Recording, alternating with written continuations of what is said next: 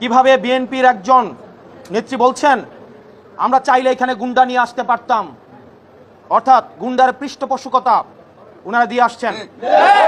আমরা দেখছি নির্বাচন কমিশনের বাইরে লাঠিসোঁটা নিয়ে মহড়া দিচ্ছে।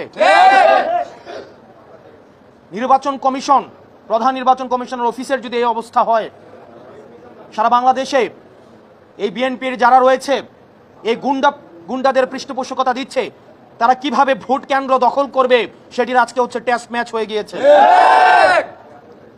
এবং এইসব নেতাকর্মী বাংলাদেশে কিভাবে, হাসিনার সময় আমরা বলতে শুনেছি, হাসিনা বলতো 20টা হুন্ডা 10টা গুন্ডা নির্বাচন ঠান্ডা।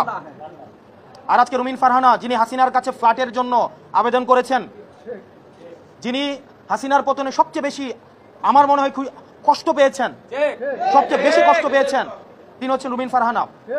আমরা 15 আগস্টে আওয়ামী লীগ থেকেও বেশি আওয়ামী লীগ পণ্য যাদেরকে মনে হয় তাদের মধ্যে রুমিন ফারহানা অন্যতম।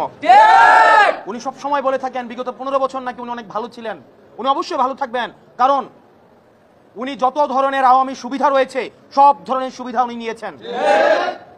নির্বাচন কমিশনের যারা কমিশনার রয়েছে, আপনারা যদি মনে করেন আপনারা নিজেরা আপনাদের এই নির্বাচন কমিশন পরিচালনা করতে পারবেন না, আপনারা অন্যরা কেউ পরিচালিত করে আপনাদেরকে, আপনারা মানুষের সামনে সেটি প্রকাশ করুন।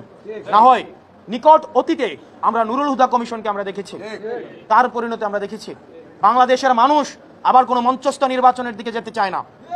এবং বিএনপির আওয়ামী বিষয়ক সম্পাদক রয়েছেন অনেকেই, যারা আওয়ামী লীগ থেকে বেশি আওয়ামী লীগ।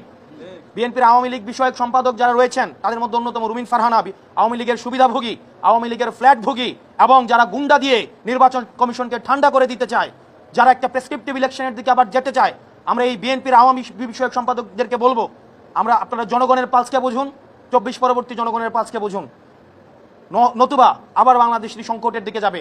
এবং তাদের কারণেই আমরা বিশ্বাস করতে চাই বিএনপি এখনো পর্যন্ত গুন্ডাতন্ত্র, তারা যেই বিএনপির এই ফজলু সাহেব, উনাকে এখনো পর্যন্ত আমরা সম্বোধন করছি, সম্মান দেখাচ্ছি, কিন্তু উনি যে ধরনের বক্তব্য দিচ্ছেন এবং রুমিন ফারহানা যে ধরনের বক্তব্য দিচ্ছেন, যে ধরনের কার্যক্রম পরিচালনা করছেন, আমরা ধরে নিচ্ছি, আমরা ধরে নিব এগুলো হচ্ছে বিএনপির হাই কমান্ডের ইনস্ট্রাকশন। এবং আজকের নির্বাচন কমিশনে যেই ঘটনাটি ঘটেছে সেই বিষয়ে বিএনপি কি অবস্থান নেয় সেটির প্রতি আমরা নজর রাখব। এবং পুলিশ ভাইরা যারা রয়েছেন, আমরা আপনাদের প্রতি আবেদন জানাবো, আপনারা দয়া করে ক্ষমতামুখী হওয়ার কোনো প্রয়োজন নাই। আপনারা দেখেছেন নির্বাচনের আগের রাতে যে ওসিরা, যে এসপিরা, যে পুলিশরা টাকা খেয়ে নির্বাচন করে দিয়েছে, আমিরামিন নির্বাচন করে দিয়েছে, তাদের আজকে পরিণতি কি হয়েছে। আপনারা জনগণের পক্ষে থাকেন, জনগণ আপনাদেরকে বাঁচাবে, কোন রাজনৈতিক দল আপনাদেরকে শেল্টার দিতে পারবে না। যদি জনগণ আপনাদের পাশে থাকে তাহলে এই হুন্ডা গুন্ডার রাজনীতি বাংলাদেশে আর পুনর্স্থাপিত হবে না। আমরা এই গুন্ডার রাজনীতি আমরা ভারতে পাঠিয়ে দিয়েছি। এখন এই রুমিন ফারহানারা যদি সেটি আবার বাংলাদেশে রিহ্যাবিলিটেট করতে চায়, তাহলে হাসিনার প্রতি তাদের যে আন্তরিকতা, তাহলে হাসিনা যেখানে আছে তাদেরকেও সেখানে চলে যেতে হবে।